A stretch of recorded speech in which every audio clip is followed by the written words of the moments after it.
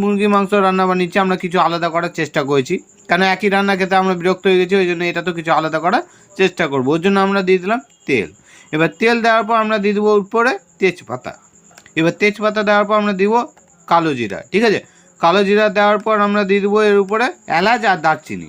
এলাচ আর দারচিনি দেওয়ার পর আমরা এটাকে একটু ফুটিয়ে নেওয়ার পর আমরা দিয়ে দেবো আলু, যে আলুগুলো আমরা আগে থেকে কেটে রেখেছি। আমরা টাইম নষ্ট করব না আলু কাটা দেখিয়ে। তো এখানে আলুগুলো আমরা লাল লাল করে ভাজবো। এবার মিডিলে আমরা দেখতে পাচ্ছি এখানে দিচ্ছি রসুন, আর দিলাম পেঁয়াজ, আর দিলাম আদা, ঠিক আছে। রসুন, পেঁয়াজ, আদা এই তিনটাকে আমরা এখানে দিলাম, আর একটু পেঁয়াজ উঠিয়ে একটু এক্সট্রা দিয়ে দিলাম, ঠিক আছে। এবার দেওয়ার পর আমরা এর উপরে দিয়ে দেবো টমেটো, ঠিক আছে। এখানে টমেটো দিয়ে দিলাম, দেখতে পাচ্ছ গোটা টমেটো দুটাকে আমরা মিডিল থেকে ভাগ করে দিয়ে দিচ্ছি। আর দিলাম গোলমরিচ, ঠিক আছে। এখানে গোলমরিচ দিয়ে দিলাম। এবার দেওয়ার পর এখানে দিলাম সবুজ লঙ্কা, আর দিলাম লাল লঙ্কা, দুটাই দিলাম। এবার দেওয়ার পর এটাকে আমরা ঢেকে উঠিয়ে নেবো, ঠিক আছে। মানে এটা মিক্সিতে পিষিয়ে নেবো।